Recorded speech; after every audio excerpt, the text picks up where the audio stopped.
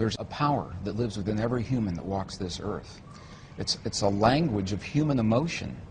And the power of human emotion that we typically discount in our culture, not so in other cultures, but in our culture, the power of that emotion to literally change the conditions that we're talking about, the conditions of the healing within our bodies. And what the experiments are showing is that this power of emotion has the ability to influence not only our bodies biologically, but beyond our bodies into the physical world on the quantum level.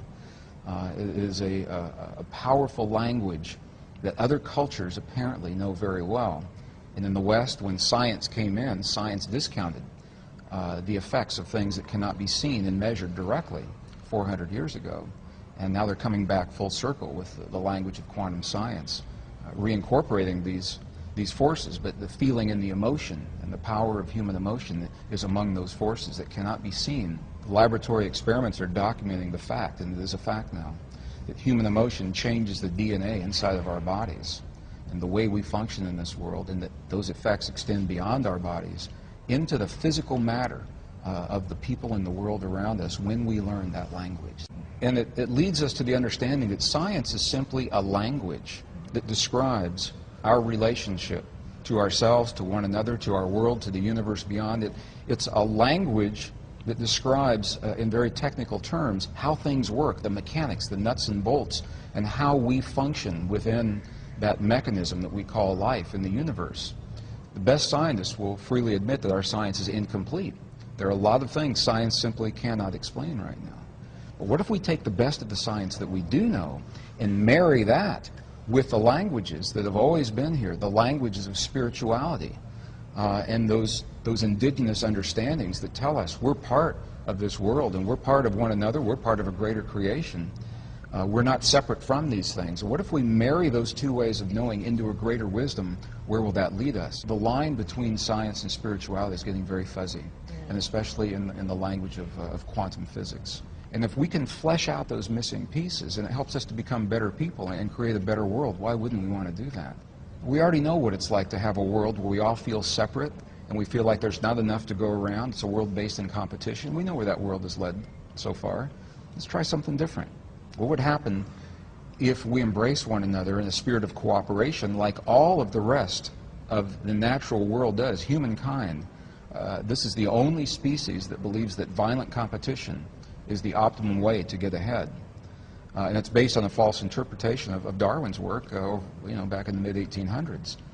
But all their species in nature, without fail, show that cooperation among the species will always produce the strongest of the species, the greatest number of offspring, the greatest ability to meet the challenges of whatever it is. And the bottom line, it says that you and I and our listeners, we have a latent power. It's dormant. It's sleeping within us.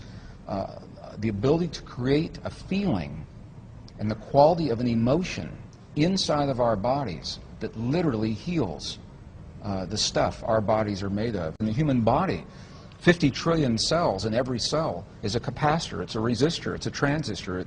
It stores energy, it releases energy.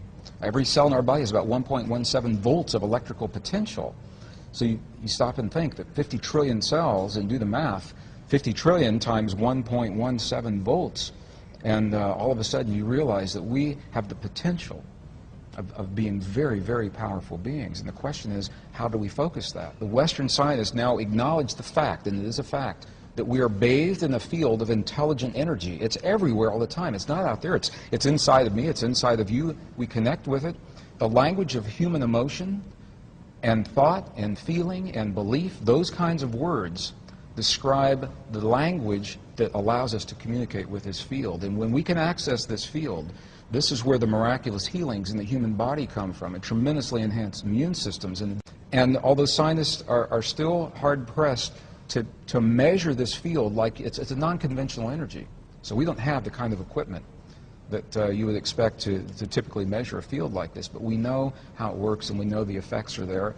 Other cultures have known it for 5,000 years. So it's marrying the best science of our time with that ancient wisdom. Not only are we not told that we're powerful, we have been led and conditioned in our culture and in our families and our society to believe that we are not powerful, and that power lies somewhere else, that it lies with a church, or it lies with an organization, or it lies with a doctor, or it lies with a scientist, or someone who has knowledge and power that we do not have.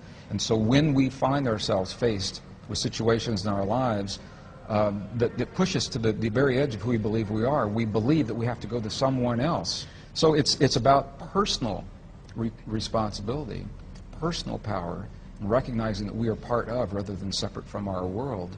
And it's not about controlling or manipulating or imposing our will. It's about us participating and cooperating as a living organism that we call humankind to shape the destiny of our future. And that's why I'm so excited, because every person is a key element. The key, Robin, is unresolved frustration, unresolved anger. That's where we get in trouble with our bodies. We all feel those are. We all feel them because they're signals telling us about our environment, what's happening in the world. We want to feel those. The key is when we do feel them to recognize what they're saying and what to do about them, what they mean to us personally, and to resolve and reconcile whatever it is that is being brought to our attention in that moment. And the language of our heart speaks to the stuff our world is made of, to our bodies and to the physical reality of this world. The world will mirror back what it is that we're feeling in our hearts. When we're feeling anger, hate, jealousy, rage, you're going to see it in your relationships, you're going to see it in your health, you're going to see it in your body. Intuitively, we know that. And the flip side works as well. The key is to hone that feeling of peace or of healing, to feel the things as if they've already happened, to feel the peace in our world as if it's already happened, or the healing in our loved ones as if that healing has already happened. And in that way, we are giving this field something to work with, so it can mirror that back in the quantum world. Yep. And there are all kinds of self-help. Everyone learns differently, so what works for my anger and your anger or someone else's may not be the same thing. But the key is to honor the language of human emotion in our hearts. Forgiveness is vital. It's necessary for us to move forward in our lives. We'll all have experiences where we feel betrayed or hurt, where we feel that something has been taken from us by those who had power over us, either physically, emotionally, materially, something like that. We'll all have those experiences. The key to transcending those is to get past them, and you can't get past them by sweeping them under the carpet. Compassion is the word that the Buddhist traditions, we go in those monasteries in Tibet, they look at what's happened to their lives and what they've lost, and you're hard-pressed to find an angry Buddhist in the monasteries in Tibet. And in the pre-Judeo-Christian traditions, there was a sect called the Essenes, E-S-S-E-N-E-S.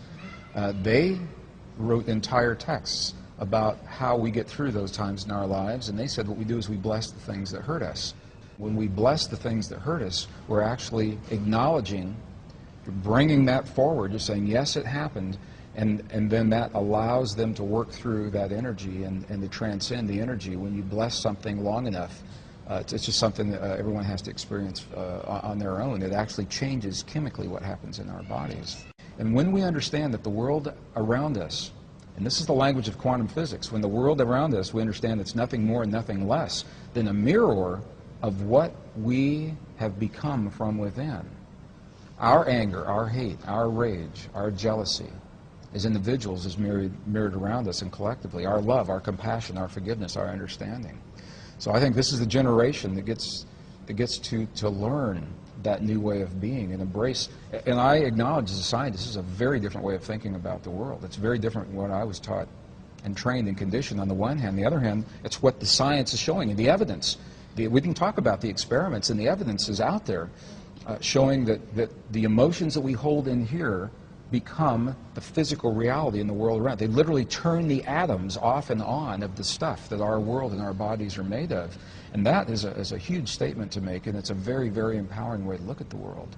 When we choose peace and healing and love and compassion and forgiveness and understanding and tolerance in our hearts, we know that changes the chemistry in our bodies and we're healthier. That's a fact. We also know that those changes extend to the world around us, into our communities and families, in ways that can be measured, and that's a fact. And with those two facts, I think that we can move on in this 21st century and not let The frightening conditions of the world disempower us. We can look at that world square in the eye and say, yes, these things have happened.